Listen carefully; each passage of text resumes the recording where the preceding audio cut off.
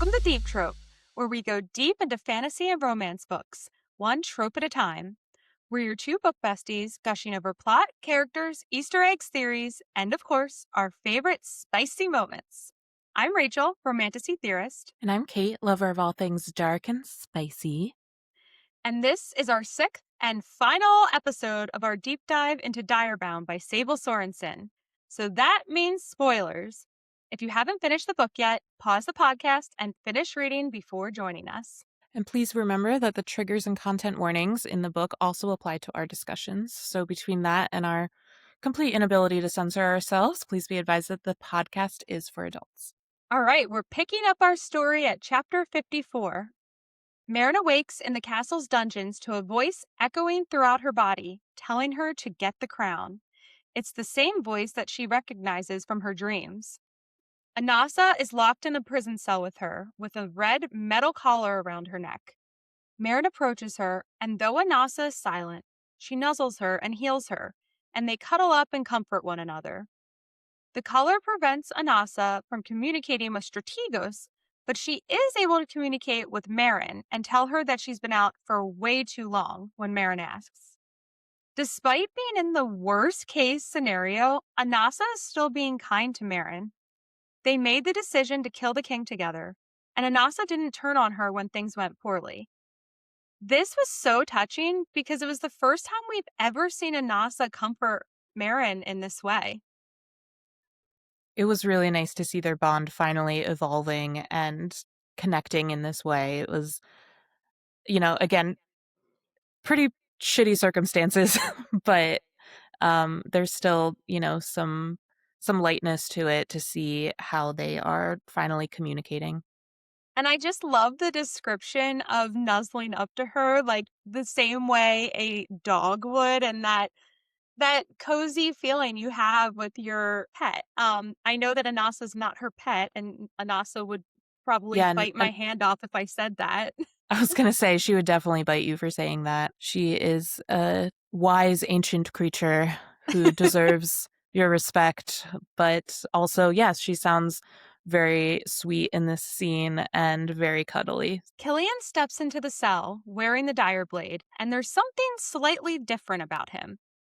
When he briefly passes through a streak of light, Meryn notices that his bright blue eyes look ghostly, almost like winter ice. Killian looks at Meryn with concern and pain, which infuriates her and the entire fandom.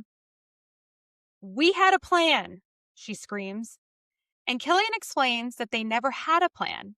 This was all part of her delusions, which were exacerbated by the loss of her mother and the trauma of the trials. Anasa is disgusted by him and tells her down the bond, "Do not listen." Killian claims that he still loves her and will love her no matter what. Again, Anasa screams, "Liar," down the bond. And then Killian kisses Meryn, which absolutely disgusts her because how could he think she would want to be kissed right now? Killian tells Meryn that he's keeping her imprisoned for her protection and to protect those in the castle, but regardless, that he still loves her. Rage. This gaslighting motherfucker. Anasa girl, I am right there with you. Liar. I mean, this was disgusting. It's the literal definition of gaslighting. We already hated him by this point. This just made me so mad. Like, he's absolutely dead to me. And I know that he's a siphon now, so I think he actually technically is dead, right? Is that how that works? That's a good question, because that's kind of how vampires typically work. Right. But they're also beautiful. And also, why are they dying? We learn from Stark, all of the kings have died in the past 500 years. So Alistair Brightbane is passing through their bodies and they're dying. They're not staying siphons. So why did Killian get turned in the first place? Well, I feel like that's a whole other question. Well, I'm right saying, now, I'm just like, so really is mad he... at this guy. So is he? I mean, he is a siphon, but is he dead? I can't. It's a complicated question, Kate. Okay. Well, all I meant to say is that he's emotionally dead to me. He's the worst. And I don't really know how many other ways to say that at this point, because I feel like I've been railing about it for a few episodes now, but this was a particularly disgusting moment. Yeah, no, this was. Blech. Meryn trembles in betrayal, pain, and confusion, but Anasa confirms she is not insane. Meryn asks Anasa if she knew he was capable of this, and she gets no response other than a sense of patience from her. This angers Meryn, who says she feels that Anasa has locked her out from important information, including who her mate is, and that it makes her feel alone. Anasa looks at her meaningfully, still silent. But then Meryn has an idea. Can you still speak to your mate? And Anasa confirms that she can. Ding, ding, ding, we have a solution.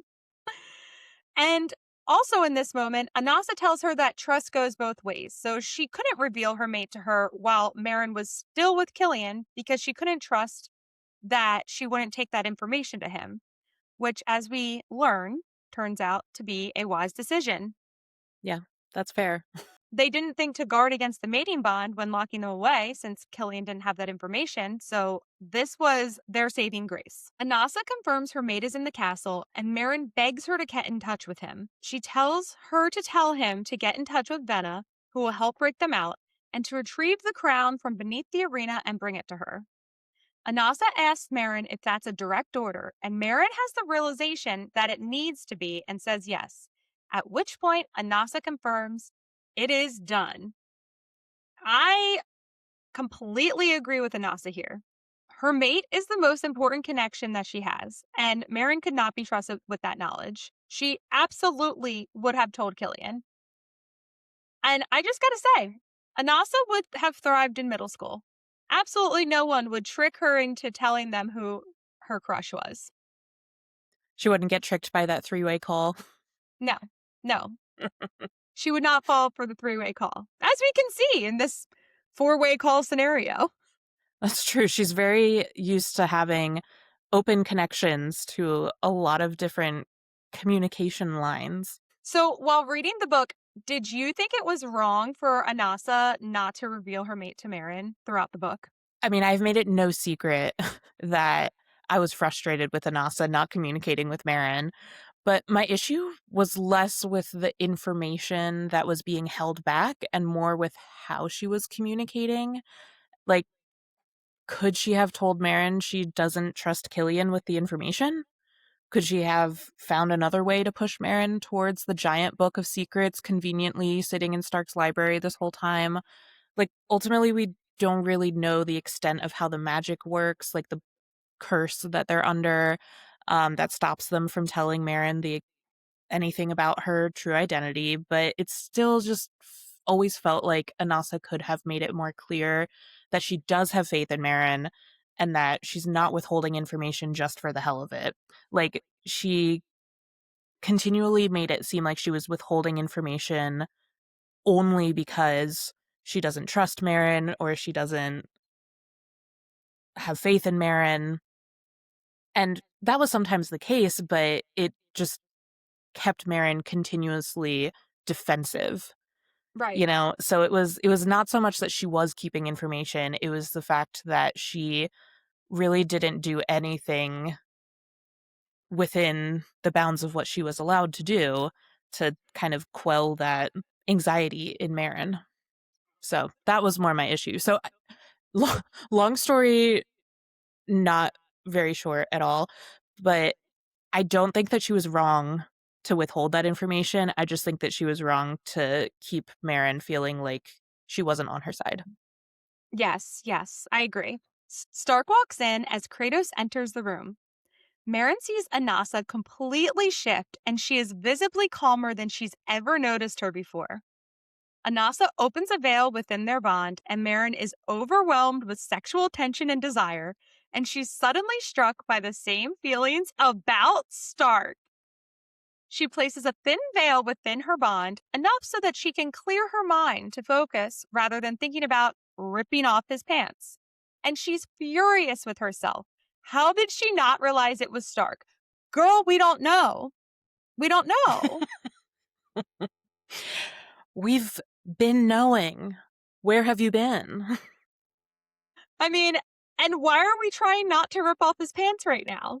Give in to that feeling, Meryn. She is so open to being sexual with Killian, regardless of what he's done. Like, the first time that she was repulsed by it was when he was full on gaslighting her. And yet, every time that this beautiful man has turned her on, she's repressed it. And Right. that is very frustrating for me.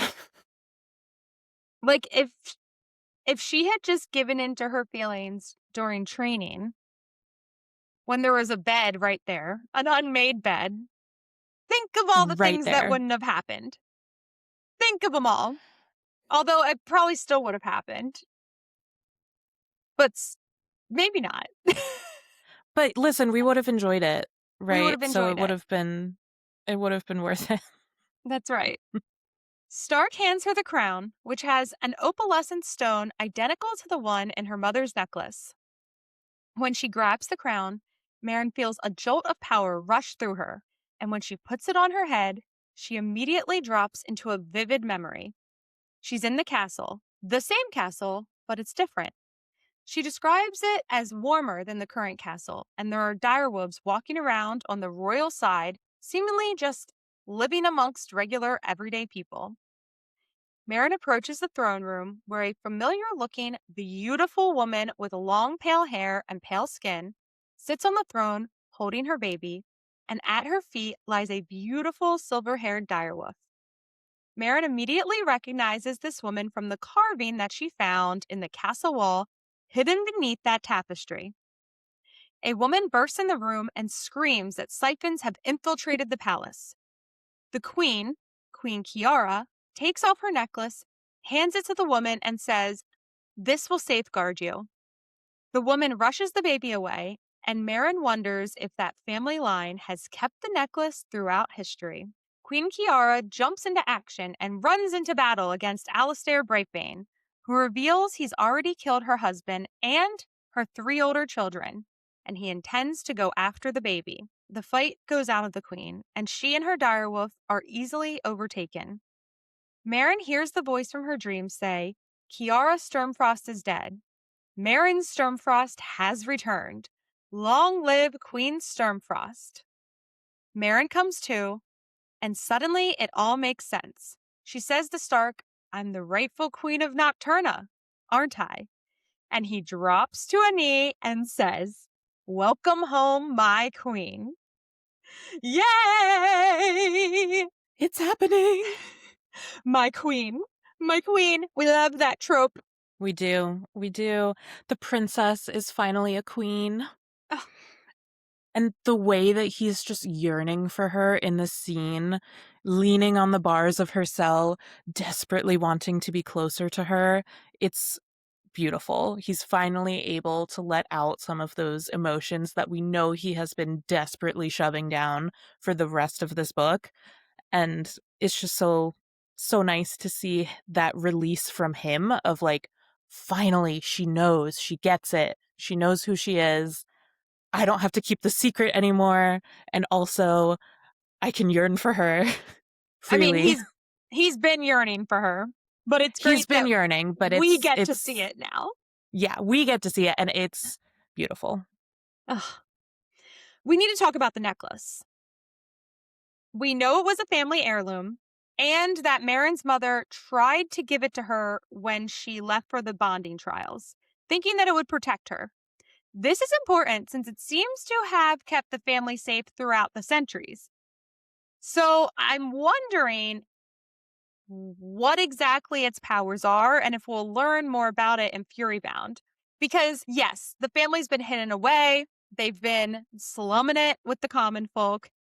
Stark's family's been looking after them. But it just feels like it's more than like, oh, we got lucky and it kept us safe, whatever that means, right? Like, I wonder if it protects them from siphons if they're wearing it. Like, a siphon can't suck their blood if they're wearing the necklace. Yeah, I'm really interested to learn more about what kind of powers an opal has, because we're getting hints at the powers of rubies. You know, we're seeing it used in Meryn's bracelet. There were a few other places where we clocked rubies being used. So clearly there's some magic that's kind of attributed to these different stones. So opals, maybe they have some kind of really powerful protective magic. And yeah, I would be really interested to know exactly what kind of protection this necklace provides. Is it Yes. like, yeah, does it just stop them from being able to be controlled by a siphon? Does it, to your point, stop them from being able to drink their blood? Like, what if it makes their blood like poisonous to siphons or something? Oh, that would be sick. That Yeah, would be I don't know sick. that that's the case, but that would be cool. So either way, it seems like, opals have certain magical properties or powers in a similar way that rubies, we're learning, also have magical properties. I'm going to toss out there that I think jewels in general have magical properties because they also mention at one of the trials that the king was wearing a particularly jeweled crown, different than he typically did, or maybe it was more ostentatious than usual. But they mentioned the jewels in his crown, and I don't know, that just has my spidey senses up. Meryn asks Stark why he didn't tell her, and he explains the Bonded have been under a siphon blood curse for 500 years. The crown and the sword control the human bonds to the direwolves.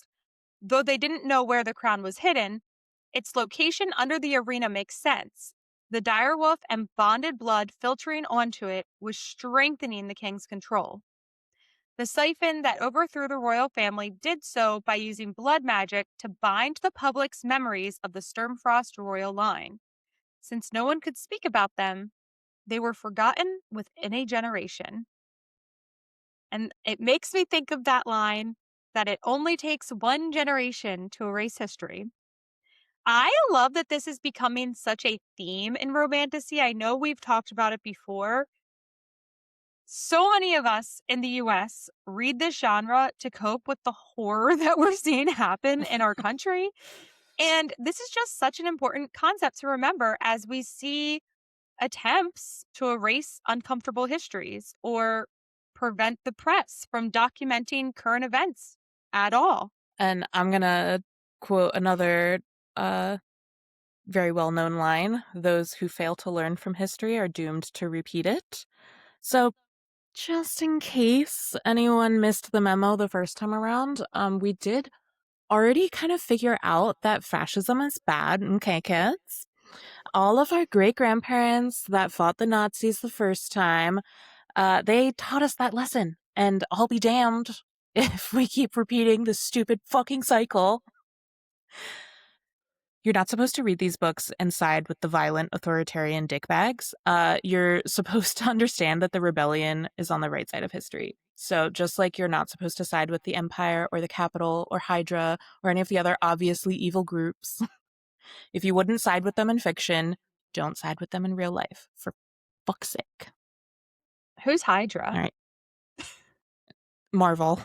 Oh, due to the blood curse, the only family who remembered the Sturmfrost were Stark's family, the sworn protectors of the royal line. Stark explains the woman who smuggled the baby heir out of the castle was his ancestor. Not only did she hide the baby away with a commoner family, but she also hid the history book Meryn found in Stark's library. And for generations, his family passed the book down, keeping the truth alive through reading, even if the curse prevented them from speaking of it. The power of reading! But I do think it's funny to think about what happened in the past 500 years if one person in the Therian line was a bad student who didn't do the required reading. So in my mind, that bad student, his name is Billy. And knowledge was briefly lost during a dark age when Billy decided that reading was for nerds. But fear not, a renaissance occurred as soon as Susie realized her dad Billy was an idiot and picked up the mantle once more. So basically, I think that it was saved because along the line, women probably did a lot of the heavy lifting. Just a Yeah, guess. yeah. And fucking Billy with his mullet and his red hat. Readings for nerds. It suddenly clicks for Meryn. Since Stark couldn't speak of the Sturmfrost, that is why Meryn had to give Anasa direct orders for him to retrieve the crown. But Meryn is confused. How could he be her family's protector when he's been trying to kill her? Be so for real right now, Meryn. Jesus Christ. Stark erupts in anger, as he should, explaining that he has been doing everything he can to keep her safe. He was the one who moved her quarters when someone tried to kill her. He was the one who trained her and strengthened her so that she would survive the trials. Who disemboweled that stinky loser who came after her with a dull butter knife? When I saw that you put that in the outline, I was like, is this Periel? Who is she talking about? But you're referring to the man that he disemboweled in the first chapter. Yeah. Yeah. Did he disembowel anybody else in the book that I don't remember? No, the butter knife just. I was like, the lunchroom attack, and I just started thinking it was Periel. I'm like, when did he attack Periel? I don't remember that. No, it gave me the feeling that the guy who came and attacked her was ill prepared for the fight that he was about to have. Oh, for sure. For sure. Meryn asks why he threatened her after the voice trials, and Stark explains he did that to scare her out of drinking anymore, since it was unsafe for her after being attacked. In fairness to Meryn here, he probably could have just said exactly that. Agree. He probably could have just said, hey, maybe you shouldn't drink anymore since you were just attacked and maybe you want your wits about you. But instead, Agree. he tried to scare her straight. I mean, there's nothing that pisses me off more than a man counting my drinks, I'll tell you that. So, yeah, Mind your business. you better have a reason that you're going to stop me from dancing on this table, okay? Stark. Meryn says he has been trying to kill her in training, but again, Stark says he never ordered a hit she couldn't take. And I know he thinks he was strengthening her, which he probably did, but this one in particular feels like not enough of an excuse for the way he acted during training. Agreed. I'm really not a big fan of tough love. I feel like there's almost always a better way to go about learning those lessons. Yeah, me neither. I'm a fan of treats. Yeah, I'm very treat motivated. Give me a little sweet treat. Meryn continues to press him, saying, I know what I saw, Stark. You've hated me. And he hisses, Of course I hated you. And it all comes out. His family has waited hundreds of years for her. And when the Sturmfrost Queen finally appeared, not only was she weak, but she was in love with the heir to the line that stole her crown. And Meryn sees that his eyes are full of pain. Stark reveals that it was torture to see her with Killian, while knowing her true identity not only as queen, but bonded to his wolf's mate. At that point, Anasa tears down the wall that Meryn had put in place, flooding Meryn's entire body with a soul-deep desire. She describes Stark as part of her entire being that has been ripped from her, leaving behind the, quote, fury and desire to go to him. This seems like it's a hint at book 2, since the title is Fury Bound. And this means that if we don't get a book 3 title reveal before Fury Bound, I will definitely be scouring it for clues. Right now, based on the information that we have in Direbound, and the fact that Sable Sorensen has teased that it is a 4-letter word, I'm guessing that the title of book 3 is God's Bound. Do you have any thoughts? I think that you could be right. We have very strong theories about the role that the gods are playing in this, including who the gods are. So I, again, with the information that we have right now, I think that that's a really good guess. But I also really hope that you're right that this is a hint at the next book, because given the context in this scene, I feel like it would mean that we are in store for a very steamy book. Oh, yeah. If her fury is bound to her desire for Stark, see what I did there? I can only imagine the tension and release we have to look forward to. The tug and pull of the fury and the desire and Oh, just this yes. tension. Yes. I really cannot wait to read the next book. No, I can't wait. Hours away. Hours away. She tries to remind herself that this is Anasa and Kratos' bond, not actually her and Stark. Or You is sure it? about that? You sure about that? But Stark grabs her arm through the bars and pulls her as close as possible. Quote, "Do you have any idea what it felt like to watch you at the forging bowl in the dress I picked for you, swirling in your lover's arms?" Oh my God. Oh my God. I feel like we all knew he picked it, but I mean, Stark doesn't seem like a dress guy. Killian, total dress guy. Stark seems more like he would pick out like a beautiful weapon for her. I mean, we don't know what the emeralds do. Oh God. No, that's too far. That's too far. But you're right. But love and desire make us do crazy things. It turns us into people that we don't always recognize. He's like, I'm in love with her, my princess, my queen, and I'm going to make her look like a queen at this ball where everybody else is dressed like they're going to the club, you know? Uh-huh. Uh-huh. Also, poor Stark.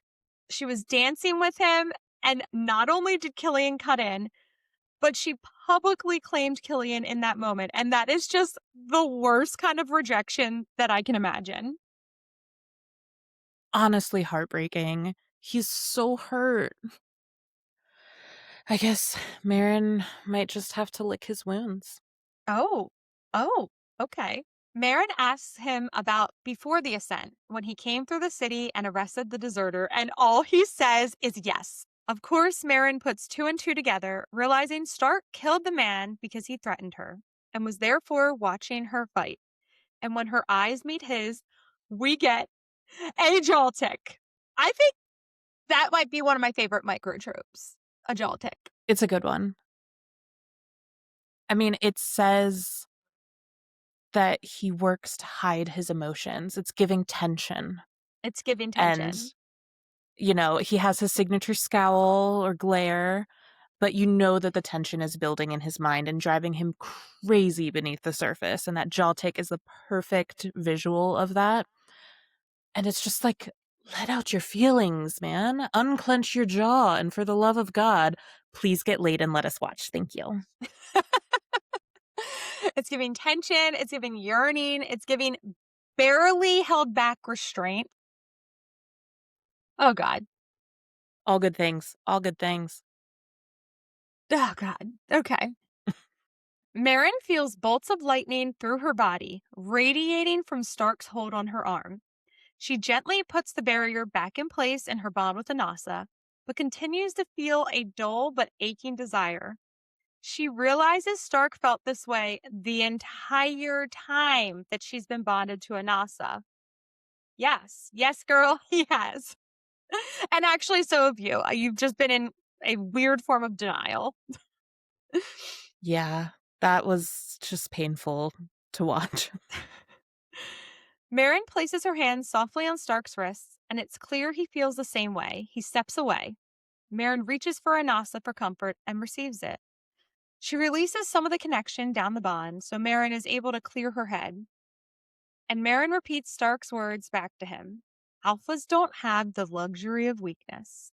And this seems to shake him back into focus. Meryn asks if Killian is a siphon too, like his ancestor, but Stark doesn't know. He explains that the original king, who stole the throne, died, as did all of his descendants in the past 500 years. But knowing siphons can live forever, Meryn asks how and why. And again, Stark explains that he doesn't know. Everything that he knows was in the book that Meryn has practically memorized at this point. All he knows is that Killian is not looking out for her best interests. And that is putting it maybe a little bit mildly. Um, but also, and this is something that I just thought of, so they're saying that they don't know why the kings keep dying. Yes. But I think that it's because Alistair is still trying to be like on the DL. So he's like moving on to the next generation of king so that it's not obvious that the king is a siphon and that Oh, that's interesting. Well, right? wait, Because so that if they didn't die, if they just remained siphons and Alistair just stayed in the body of the same king the entire time, then it would be like, okay, so the king of Nocturna is a siphon. right. But that So also means that for the past 500 years, every single son has killed his father. does it have to be the son that kills him? I would imagine that whoever's body is being currently occupied by Alistair is the one that is killing the outgoing king. So we know that Alistair demand to be transferred from the king to Killian. So it was probably just a matter of time before Killian would have taken out his dad anyway. Probably. Yeah, he just got his hostage to do it instead. Meryn asks why neither of them said anything to her, and Anasa growls, "And you would have believed us?" And finally, Meryn realizes the error of her ways. She feels like a complete idiot. And Stark gives us what is probably the most famous quote of the book. It's even on the naked cover of our fancy deluxe editions. Quote, "Give me the word and I'll tear out his throat. All the lives I've ever taken were just training for this moment, my queen. Make me your instrument of vengeance.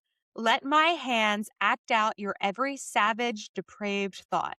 Use me. I'm yours." Squeal, scream, swoon. I am in love. I am finding the word depraved to be particularly swoon worthy here. He Yes. knows how depraved she is when she gets into her murderous rages and goes all Megan Meryn and won't take a bath and says, "You know what? Let me take that on for you." I mean, we've already seen some of the depraved things that his hands can do for the sake of violence.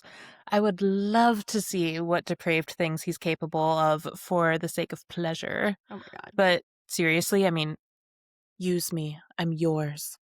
Like, I'm picking my jaw off the floor, wiping the drool from my chin.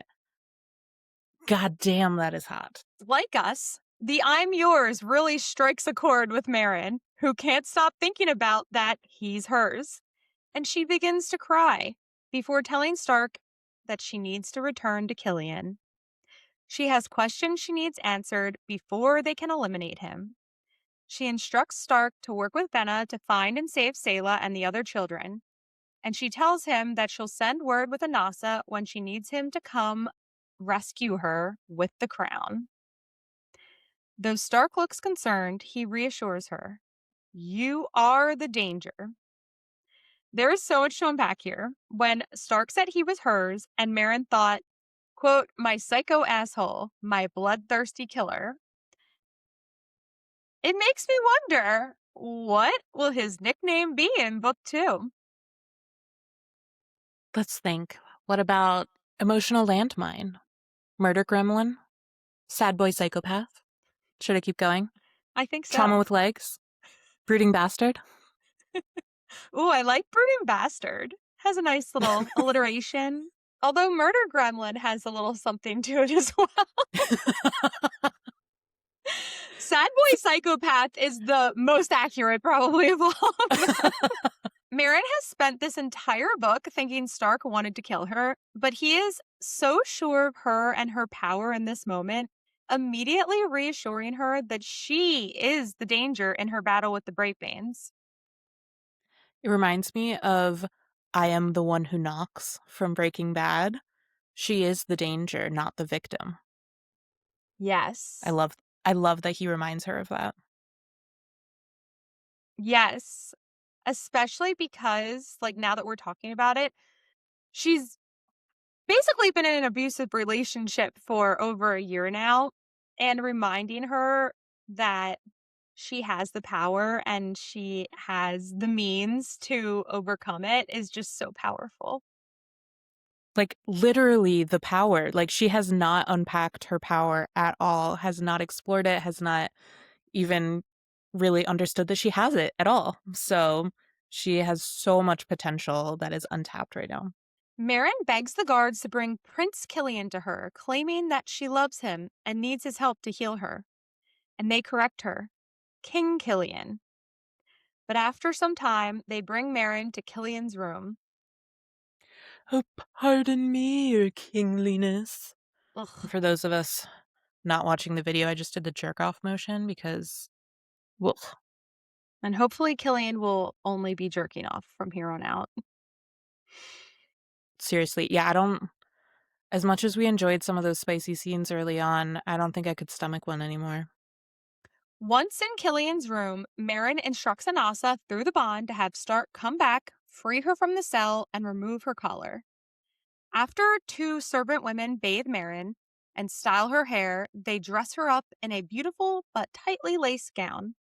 And Meryn sits at the window waiting for Killian. Because Killian is not into Ming and Meryn. He's into freshly laundered Meryn. Killian arrives wearing the dire blade, and relief, concern, and love fill his face, which of course fill Meryn and us with rage. But she uses her training from the ring to transform it into a mask of vulnerability. She reveals to Killian that she thinks she is losing her mind, just like her mother. Repulsed, Meryn allows him to embrace her, entwine his fingers in her hair, and kiss her. Vom. Ugh. Vom. Blech. Meryn attempts to disassociate while Killian begins to undress her. She moves toward the bed, going through the motions of their typical seduction. At this point in the book, I was very concerned. Sable Sorensen did a great job of anticipating our expectations here because I was convinced that Killian was going to tie her up and keep her there. But no, once they are on the bed and Meryn is on top, she manages to pin his hands beneath her legs, slamming her fist into his throat, and pulls the dire blade from the sheath at his hip. She pushes the blade against his throat. Kinky, you trying to behead a second king with that sword? He says. Meryn confronts him, saying neither he nor his father was a king, and we finally get the big bad confession. He mocks her for believing that they met coincidentally and reveals that there were rumors throughout history that Queen Kiara's baby survived. Though his own ancestors decided that it didn't matter, he had a different plan: to hunt Meryn down and make her his. But despite all of this, Killian still claims that he loves her and that he was acting in both her best interests and those of the kingdom. Kindly fuck all the way off. Like, this guy is so full of himself in the most aggressive way. And not kindly fuck off. In the most disrespectful way ever, fuck off. Yes. Killian reveals that he arranged her mother's death so that her powers would pass to Meryn. She realizes the Sturmfrost royal magic is what she feels while holding the dire blade. So, just so that I'm clear, he just claimed that he loved her and was acting in her best interests, and then goes on to tell her that he arranged for her mother's death. That is That's correct. like all one thought from this man? That is correct. Okay. Okay. As Killian reveals that he needed Meryn, he has what seems to be a seizure, eyes rolling to the back of his head, before speaking in an ancient, haunting voice that Killian got greedy. Meryn asks who it is, and his face begins to transform, going full vampire, fangs and all. And it says his grin stretches unnaturally wide, which is always super freaky to me. Ugh, agreed. I don't like it. The voice reveals that he is Alistair Brightbane, who Meryn remembers as the siphon that killed Queen Kiara. So, as we discussed in the last episode, Lucian Brightbane is the king of the siphons. So, are they father and son, brothers, long lost, distant cousins? I think they're brothers, because I feel like it's always brothers who couldn't get along and then decided to make it everyone's fucking problem. Mm. Mm-hmm. Mm-hmm. Like, that just feels right. My mind is spinning. Like, we've asked before, why is he moving through generations of bodies? And I'm almost wondering, like, is he a different type of being? Well, no. Lucian Brightbane's eyes were familiar to Meryn, so they're probably related. I almost wonder if, like, I don't know. He just seems I like think, Voldemort. You know what I mean? And, like, well, I think that they're brothers. What I'm not sure about is whether he has to inhabit the kings because he was like wounded so badly at one point that that's the way that he could survive, or if it's because he's undercover and somehow Lucian doesn't know that he's still alive or still in control, and he has to keep up this front of like these are human royals that are in charge of Nocturna, and he's gonna just like make his move at some point against Lucian. I don't know, but those are my two guesses. Is that either it's the only way that he can survive at this point because he was somehow like really badly wounded, or that he is going through the motions and moving through the generations so that people don't realize who he is or what he is, yes, and maybe Lucian doesn't know. I think it's both, right? Could I be think it's both. both. I think it's both. We're going with both. In this scene, we learn that the blood magic that allowed Alistair to survive for 500 years from passing from king to heir is called transference magic. And so when they realized that Meryn was onto the king, Alistair demanded to be transferred. And this type of magic is difficult to maintain. And that's the reason they needed the extra strong blood of the children to maintain their power, especially during the bonding trials, because they're also controlling so many wolves at the same time. Killian, who has returned, reveals that the king turned him into a siphon on the day of the graduation ceremony and thanks her for killing Henry, since he was so thirsty after his transformation. R.I.P. Oh, Henry. poor Henry. Meryn finally notes the eerie blue color in Killian's eyes, which she previously noticed in the king's eyes, and she assumes that it's tied to this transference magic. Horrified, Meryn moves to end this, decapitating Killian like she did his father. But once her blade is in the air, Killian laughs as her strength leaves her muscles and shadows wrap around her wrists and ankles. Oh, plot twist. The thing that I was scared was going to happen is actually happening. Just not But when I thought it was going to happen. did you think that it would be shadows binding her? I did not. I did not think it would be shadows. I thought that her shadows would be binding him, if anything. Well, her shadows are binding her, Mm. Yep. as we learned. She's pinned to the floor as Killian walks to her, saying he wouldn't let her kill him because he is still planning to marry her and rule with her by his side. Oh, it's so romantic. Another romantic proposal from Killian. Wow. Meryn screams down the bond for Anasa and Stark to arrive, and Stark, Anasa, and Kratos burst through the door. Stark throws Killian against the wall with his Deimos power. Okay, so we've seen Deimos power several times now, and I think it's best described as wind power. What do you think? I think that fits. I was imagining it kind of like the Force from Star Wars. Oh, I like that. Just an invisible strength, like a Yes. invisible hand, Mm-hmm. something like that. Yeah. Okay. So Obi-Wan Stark? That doesn't work. Yeah, it doesn't really work. Mm. We'll workshop that. Luke Stark Walker. Oh Yeah, boy. that's great. The shadows free Meryn, and Stark throws her the crown.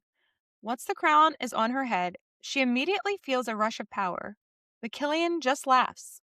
When Stark attempts to use his power, it rebounds back on him, and Killian reveals Stark can't use his powers against him because they are Meryn's powers and are rent from Meryn's.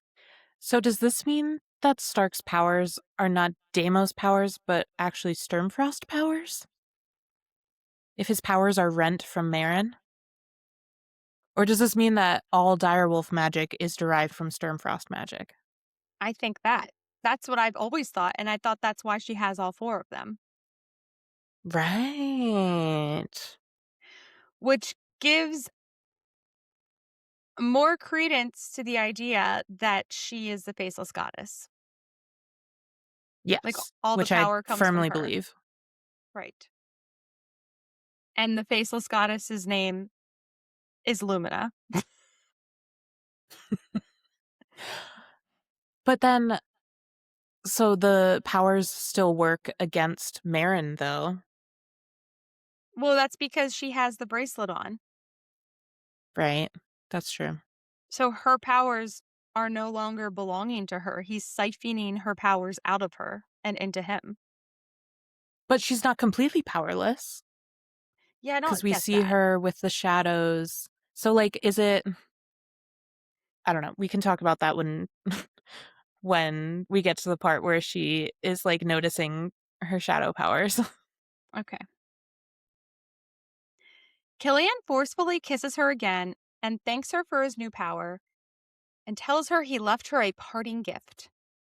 Meryn lashes out with her blade, but the shadows shift again, forming a cocoon around Killian's body before he disappears. This is so ominous. I know a lot of people were shocked that Sable became a siphon, but when he said I left you a parting gift, I was pretty sure it was that. Do you think that he changed Sayla just because he's cruel, or do you think there's another reason? I mean, there definitely might be another reason. I don't really have a theory on what that would be right now, but he definitely did it to be cruel. So either way, like that was definitely a big part of it for him. Stark, horrified, grabs Meryn's arm and she looks to see shadows swirling within the ruby in her engagement bracelet. When she tries to remove it, it tightens around her wrist. Anasa explains the bracelet is bound to her, allowing Killian to siphon her magic wherever he is. Meryn realizes there is nothing she can do to remove the bracelet without the siphon magic that created it.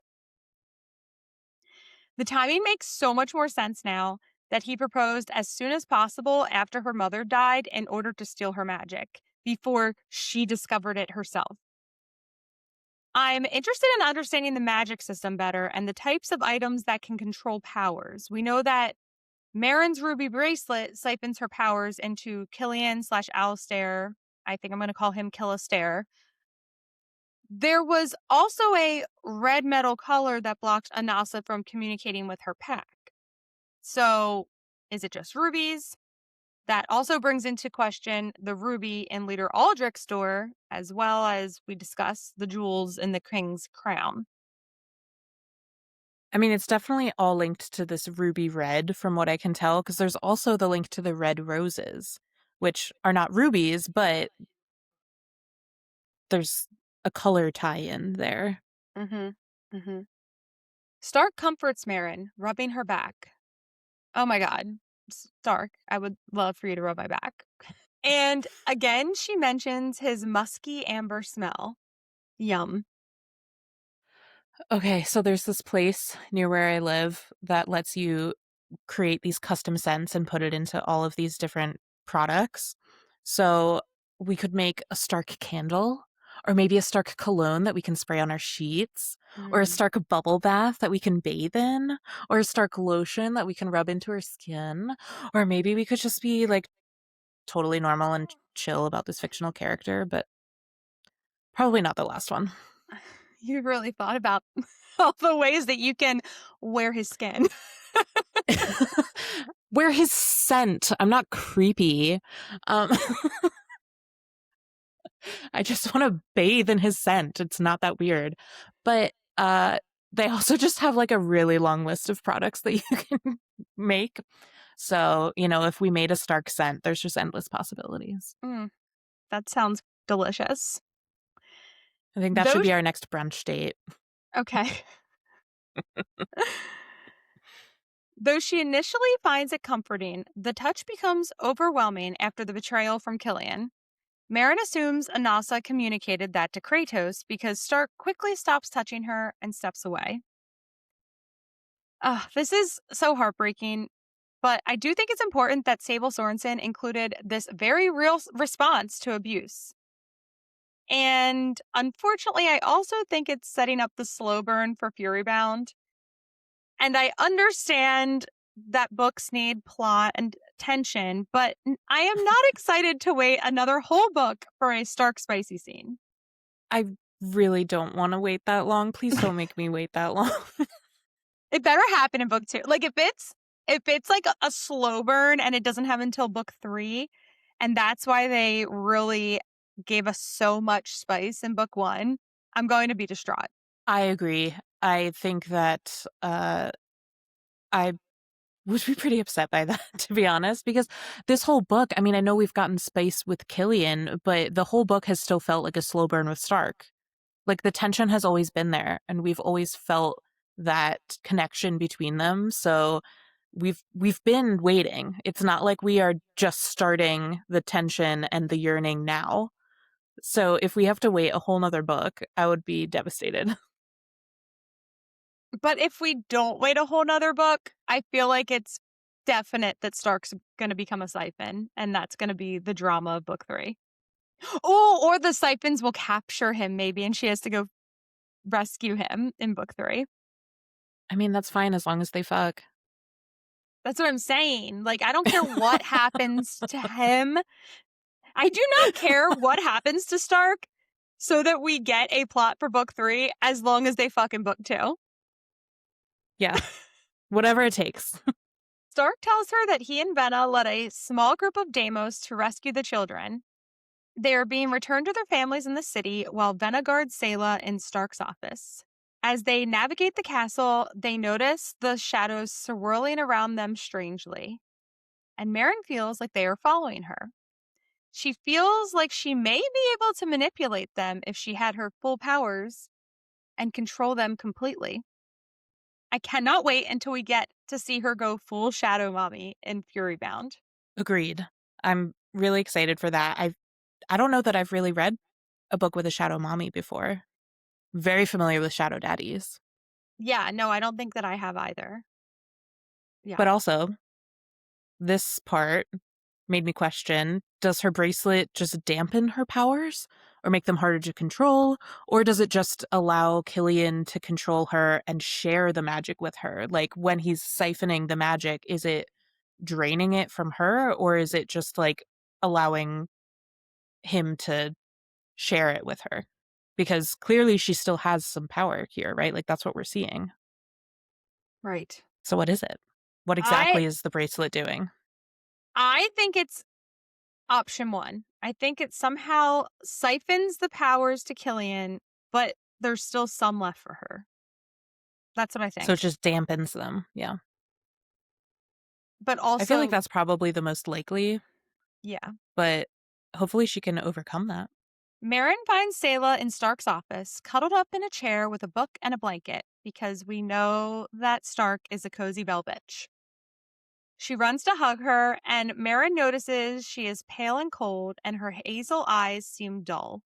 Meryn catches her up on everything that has happened.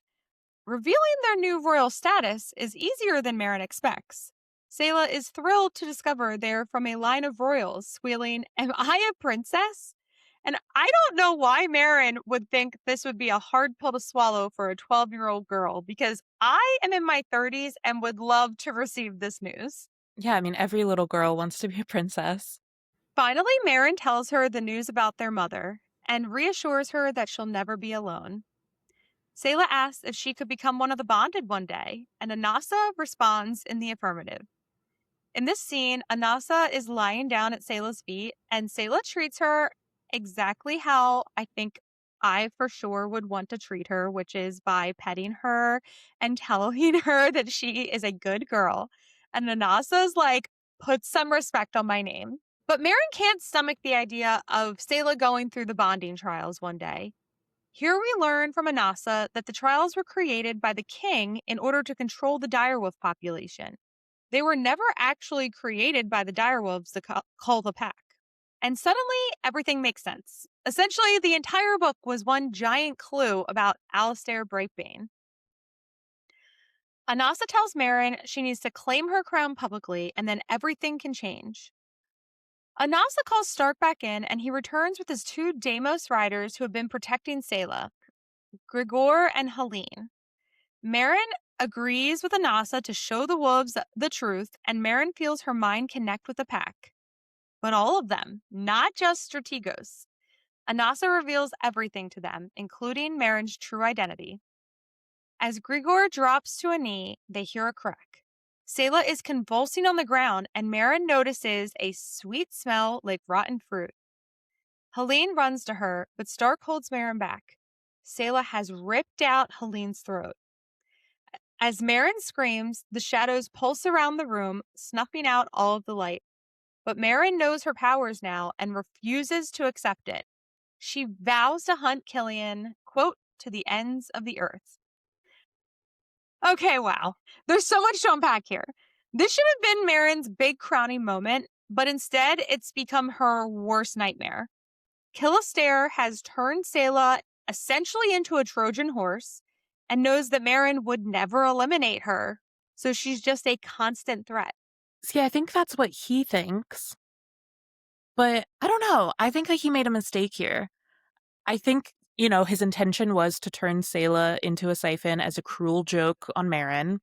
But I think it gives Meryn an opportunity in a few ways, actually. I think she will have the opportunity to learn more about the siphons and about their weaknesses, assuming that she'll have the opportunity to spend time with Sayla and learn from her.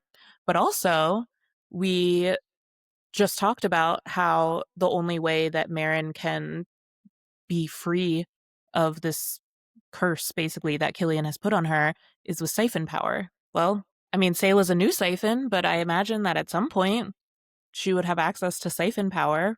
So I don't know. It's like, obviously, it would still be an issue for Meryn, and it's devastating for Sayla to be put in this, but I still think that there could be some benefits to this for Meryn. The way Meryn describes her shadows here is interesting. It seems like they are tied to her emotions, which I think, based on the title of the book and the very short snippet that Sable Sorensen released today, that exploring her powers will be a major theme in Furybound. I mean, it would have to be, because we're just getting the glimpses here, but she's got a war to win right now against Killian, right? She's got battles ahead of her. She needs to figure out how to tap into this power that she's just starting to get inklings about. Right, but I'm saying like it's tied to her emotions, so it's going to be like this feminine rage shadow mommy, which I think is going to be Oh, yes. just delicious. Mm-hmm. All right, well, that brought us to the end of the book. We do have 2 bonus chapters to cover today, and they're from Stark's POV. So, everyone, They're good. They're you're good. going to want to get a cool drink of water, if you know what I'm saying. Our first bonus chapter is chapter 1 of Direbound, but from Stark's perspective. And it comes out strong with his first line. He's heard some of the other bonded talk about how it feels to return to Sturmfrost from the front. Warmth, despite the snow. And of course, my reaction here is because of the Siphon King. And my reaction is that I fully support your magical warmth theory, but I do think that in this instance, I think they're just more of like the emotional warmth of returning home. Maybe. Let me have this, Kate. Okay. Stark is back in Sturmfrost and needs to check in on Meryn's family. He's bitter at this task, which has fallen on him now that his mother is Sovereign Alpha. Comparatively, Kratos is thrilled to be home for some quality wink wink time with Anasa. Oh, that's a good wink, Kate. Kratos goes to find Anasa while Stark heads to the eastern quarter, taking in the poverty around him. He again feels anger toward the king and the entire system that created this scenario, which is just so real. In our country, capitalism and authoritarianism are the enemy. In theirs, siphons sucking the blood of children are the enemy. There's not honestly like a huge difference in my mind. Stark has recruited Igor's wife, Prina, to be a spy, with the backstory that the authorities have their eye on the Coopers due to Meryn's mother's mental health. It was easy to recruit her because, as it turns out, she's jealous of the time Igor spends with Meryn, treating her like his daughter. We learn that the Therions are responsible for protecting women in the Sturmfrost line until they begin to hallucinate. And this is a result of them not bonding. It's the fate of every single one until Meryn. And it's his family's fate to watch them in secret. This is just so dark. Presumably, all of them have been in leadership positions as the Sovereign Alphas, so they're used to being in control and taking action in every single area except the one that matters most. At one point, Stark thinks about how this is Meryn's fate. Quote, no matter how many of the enemy he slaughters, it doesn't make the slightest difference. Nothing does.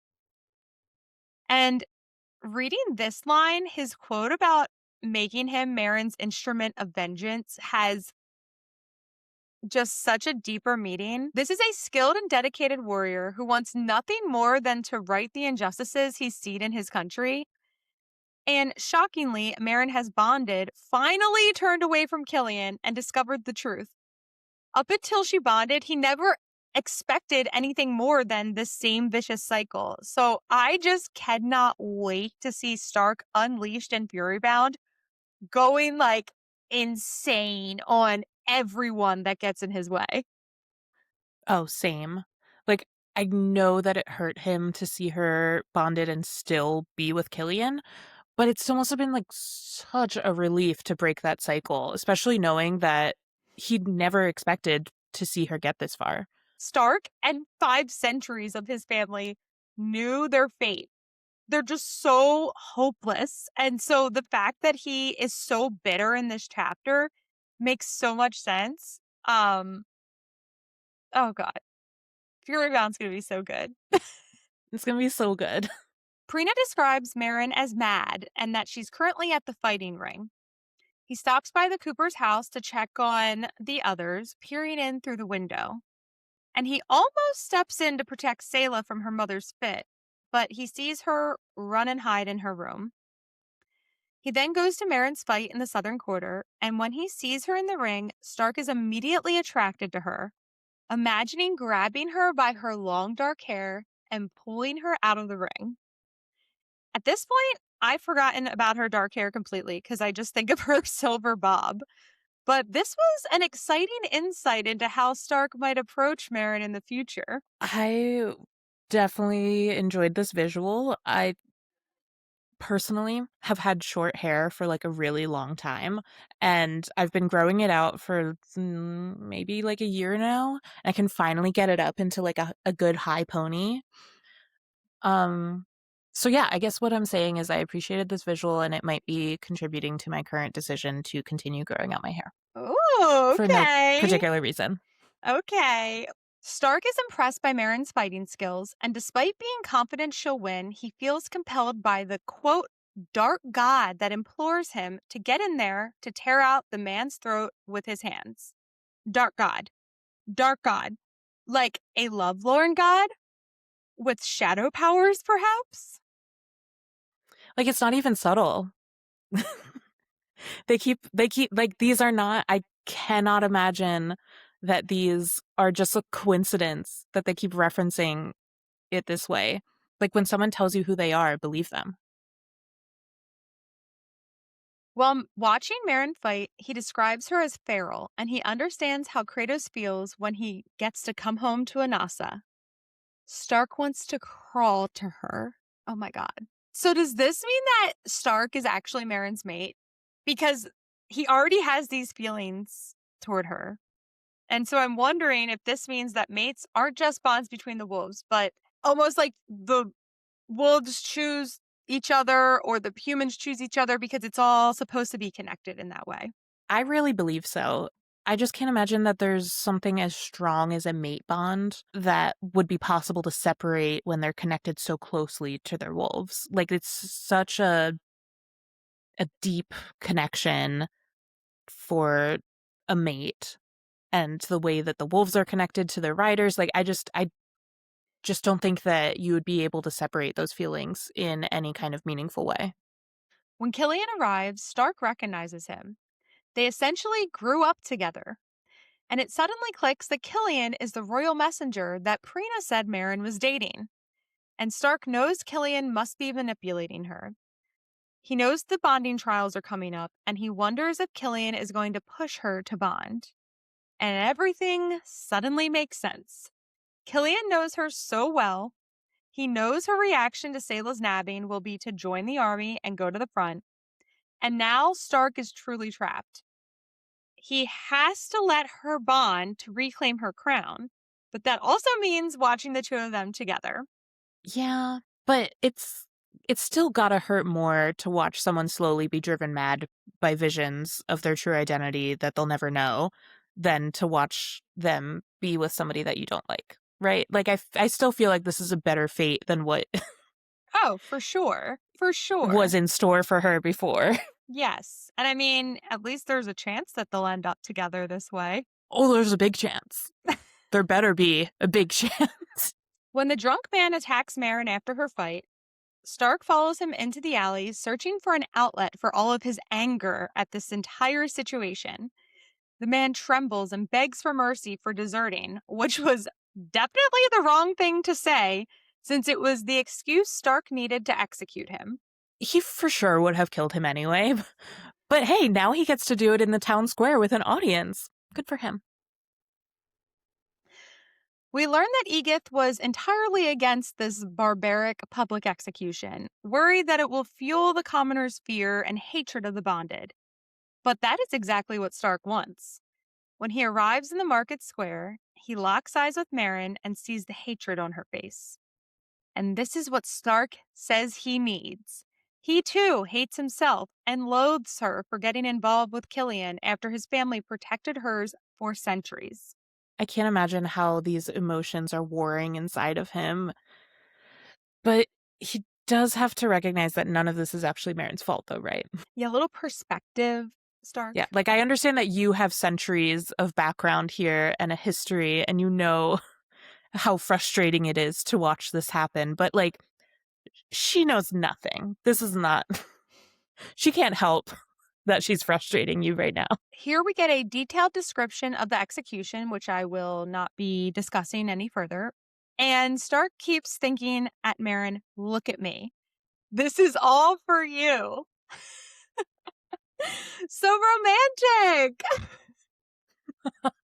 Look at this dead mouse I brought as an offering to your doorstep. Such a cat move. When their eyes meet, Stark feels something shift in his chest and is struck by her fire. And we get this quote: Stark will use every ounce of her hatred to stoke it until she can burn the world down. This is all so disturbing, but I have butterflies. This chapter was beautifully written. I had a very hard time not just reading the entire chapter, as you can tell by all the quotes that I pulled. But there were just so many delicious lines, and Stark is so fucked up, and I love him. And now this is the kind of dark romance I am looking for. Toxic, but in, like, a supportive way rather than toxic in a manipulative, deprecating way. Yes, like here, I killed this man for you. You're welcome. Yes. But yeah, but, like, supportive instead of like, here, I killed your mom, but it's in your best interest. Like, that's not the right kind of toxic. No, that's not what we want. That's not what we want. Unless she was mean to you and you wanted her dead. True, but in this scenario, very much not the right kind of dark romance. Yeah.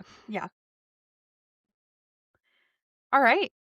So now we get our next Stark POV scene, and it is our first tattoo scene. Hell yes. Hell yes. All right. A serpent wakes Stark in the middle of the night to tell him about the dead raw bond she found in the hallway. At first, Stark is angry with her, asking why she woke him up and to just spit it out already. But he quickly attempts to be comforting when he realizes she's shaken by discovering this body. This was so funny because he had just no idea what to do to comfort her, and he told her to go get a cup of tea. I mean, this man is just so fucked up. He's like, oh yeah, I forgot that most people are actually horrified by the sight of a young man choked to death by his own hand. I, however, find it nothing worth losing sleep over. Wake me up when something really dramatic happens, like maybe Meryn twitches in her sleep or something. Stark is basically impressed by the way the Raw Bond has been killed. Quote, it's so fucked up that it's almost amusing. It definitely is amusing. That dude got what he deserved, though. And soon Stark will agree. But not yet. He's angry that they disobeyed orders not to kill one another outside of training. He assumes it was someone trying to prove that they are the strongest. Stark goes to tell Leader Aldrich, and here we learn that Leader Aldrich's partner and only child were killed in the war. Brace yourself. I'm gonna bring up Avatar The Last Airbender again. I was wondering what Atla was in our notes. Okay. So this reminds me of Uncle Iroh, who is a brutal, fearsome general who ends up losing his son in the war, and it completely changes him.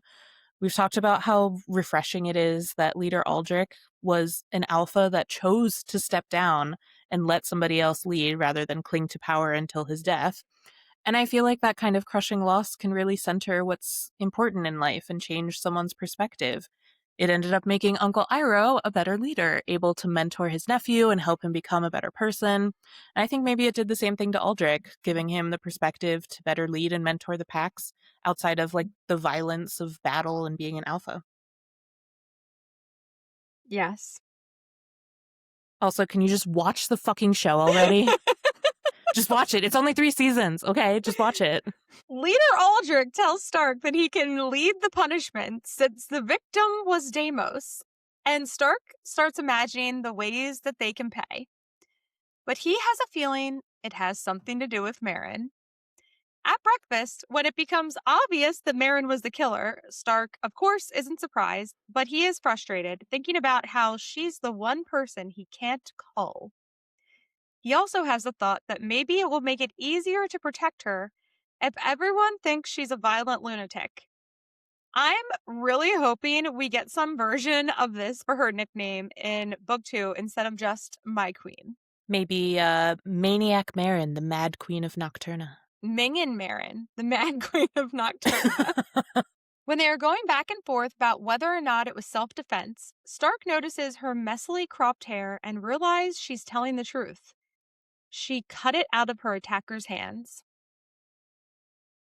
See, I feel like this is the first time that we hear that the cut was messy, because until this moment, I was envisioning like Mulan when she slices her hair with the sword and it's a perfect bob.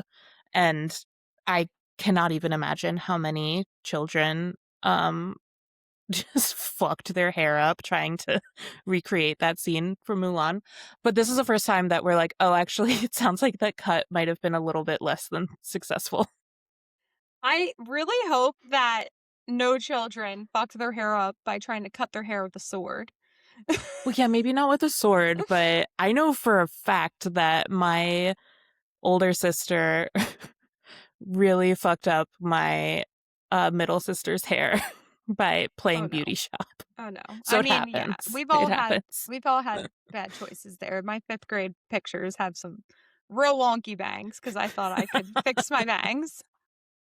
But you imagine the Mulan move with the haircut is very funny to me because I don't know about you, but I am one of those people that like imagines a movie playing in my head. Like it's very, very vivid when I'm reading a book. And if you do the same, I do feel that maybe your television choices are coming into play here because I imagined it messy always, even though you're right, they didn't really describe it that way. I imagine it as this like very messy, brutal scene. And I just wonder if you're imagining a cartoon. I'm not, but It also probably helped that I've seen a lot of fan art of Meryn with her silver bob, and it always looks chic as hell, you know? So I think that probably impacted my like internal visual for it because I just imagined her with this like really hot, sexy, like PC kind of bob that looks amazing and frames her face perfectly. Well, that's after Isabel fixed it. That's off. That's off Off screen. camera. Yeah, off camera. Isabel fixed it. She just Yeah. didn't have time to that morning. Stark tries to confirm with Anasa, but she and Meryn are blocking each other out, so she can just confirm that Meryn had a flash of fear last night. Stark can't help but notice how confident Meryn is in this situation, standing tall, queenly. And when he calls her to the front of the room, he can't help but note it feels good to tell her what to do. Okay. Okay, yes. Another little sneak peek of what Spicy Stark will be like, and I'm very interested in how he's going to be dominant when Meryn is his queen. So there's a power dynamic there. But also, how is this going to play out when she's coping with her experiences from Killian? I mean, certainly he traumatized her. It's going to be really hard for her to trust people again. But I do hope that since she now knows that Stark's intentions, literally from birth, like he was born to watch over her and protect her, and she knows that hopefully it'll help her to feel safe enough to hand him the reins in the bedroom. Like, just learn to trust again. Let him pull your hair, call you a good girl. I promise you'll like it. So, in the snippet that Sable Sorensen released today, which is a short, almost kiss snippet from Furybound, I don't want to ruin the whole thing, but I will say he commands her to stop something that she's doing. He commands her to stop. And I should not have been reading this at work because my jaw hit the floor. Oh my gosh, the amount of inappropriate places I've been listening to an audiobook and had to school my face. Yeah. You need to read it. I think you're really going to like this snippet that they released. Sounds like a tease. Stark begins her tattoo, the beginning of a crown around her neck. He describes it as a mark of her victory over her attacker, rather than a memorial to a bonded. He's aggressively turned on and describes himself as half-hard at the vicious look in her eyes. Then he grabs her hair in his hand, like he fantasized about when he saw her in the ring, and pulls her head back to lick her neck. The way he describes her here sounds way better than Ming and Meryn. Apparently, it's salted sugar and strawberries and mountain air. So I guess she has been better about indulging in the fancy baths at this point in the story. She sounds delicious. Like, very crisp, very fresh. Yes, like a glass of Chardonnay. I'm thirsty. I like it. I'm into it. After the tattoos, Stark visits Edith and demands a private room for Meryn and pays her 5 silvers since the first death was in Deimos. We learned so much about Stark in these POV chapters, so much. And I'm loving getting so much insight into who Stark is, his thoughts and motivations. But if we do not get a Stark Meryn spicy scene in Furybound, as I've said, we will riot. We will riot. I've heard that Furybound has Stark POV chapters, and I literally think they're going to torture us with this slow burn. I think they're going to torture us. I mean, it might kill me, but damn, what a way to go. We've got a lot to look forward to. I know that this has been kind of a long episode. Do we have time for a fuck, marry, kill? I was gonna give you one with all the villains, like, you know, getting Killian back in there and the king pre-decapitation and Alistair, but now that we've spent so much time thinking about Stark and how horny he is for Meryn, I don't really want to think about getting it on with any of those losers. Like, what about a fuck, marry, kill of the different versions of Stark? Like, Stark from Meryn's perspective when she thinks he's trying to kill her. Stark from the bonus chapters where he's violently horny and with pent-up rage about her and Killian. And then Stark from the end of the book, where Killian is no longer a romantic threat and Meryn knows who she is and who he is. Hmm. I feel like those are, in my mind, the three like distinct versions of Stark that we are familiar with. Okay. This is hard. I thought I had an answer. Mm. Okay, well, I will definitely fuck number 2. That sounds like a great time. The violently horny one? Yeah, that's probably. I think that makes sense. I think that makes sense. And I was gonna say marry the first one when he's like training her, but I think I might marry the last one, especially now that we know that he tells her he like bosses her around in addition to. Like, so I feel like his bossiness that we see when he's training her is gonna come through even once his feelings are revealed. So I guess I'll kill the first one. Yeah, I think I have to agree with you here. I mean, obviously, I'm gonna fuck the violently horny version of Stark. I don't feel like there's another answer for that because, like, all of those scenes, he's so sexually frustrated. Yes. You gotta let out that tension, you know? So, so that feels obvious. And then I like the yearning that we get from him when he is like finally allowed to reveal his true self to her. So that's really nice. I do still really like the tension of when she thinks that he's trying to kill her. Yeah. But you know, long term, I don't know that that's like the bedrock of a solid relationship. So I think I'll agree with you on this one. I think that's the first time that we might be agreeing on one. But yeah, I think I'll marry the version of Stark where everything is revealed, and then I guess I'll kill the version from Meryn's perspective when she thinks he's trying to kill her. Yeah. Yeah, because that was not actually him. That was her It wasn't, misperception of him. but it was still a pretty sexy perception. Okay, we didn't count our tropes. So I'm going to try and count them real quick. I took some handwritten notes here, so hopefully I can read my handwriting. Good luck. Okay. Can you count them? I'm going to read them. Nickname, my queen, yearning, family heirloom, use me, I'm yours, shadow mommy. 7, Discovered powers, 8, hidden royalty.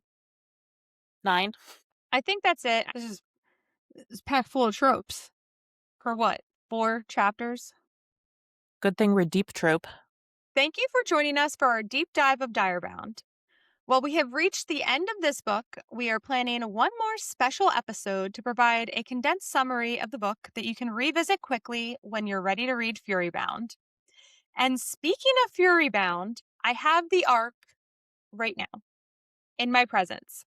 So I'm going to go read that right now because we are planning to drop our reaction episodes the week Furybound comes out and start the deep dive, fingers crossed, hopefully the week after if all goes well in our reading schedules. Fingers crossed. I hope that you don't have a lot of meetings tomorrow because I imagine that you're going to be staying up pretty late. It's a work from home day. Thank God. Oh, that's good. That's good. Well, I'll check in on your progress tomorrow. See how it's going. So be sure to subscribe so you know when each new episode drops. And if you enjoyed today's episode, please drop us a 5-star review and share with a friend. We really appreciate your support. If you want to follow us on social, you can find us on Instagram and on TikTok at Deep Trope Podcast. See you next week. Bye.